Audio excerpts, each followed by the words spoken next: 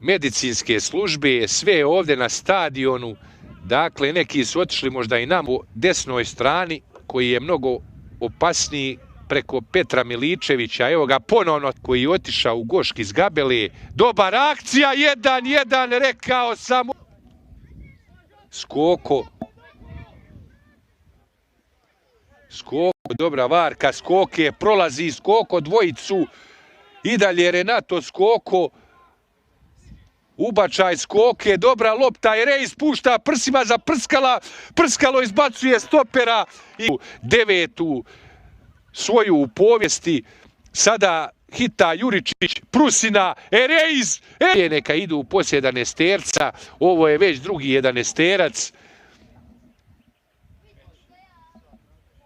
Da vidimo sada lagano Prskalo. 1-1, Prskalo lagano, 3-2 vodi broj Tomasu. Tomas 1-1 protiv Mate Bilića. Spreman je Mate Bilić poput tigra. Napad ubacio stasitog napadača Matu Juričića. Miličević, ponovno Miličević.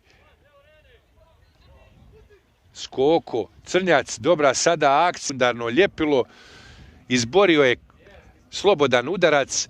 Sada Renato Skoko danas odigrao fantastičan susret, prodire sa svih strana, ponovno hita Renato Skoko poput Roberta Carlosa, i dalje Renato Skoko, gol razliku, stavlja pritisak na borca iz Banja Luke koji ima veliku pomoć, naravno glavnih sudaca, pola države i svega. Kombinuju on i Miličević, Petar Miličević, ubačaj.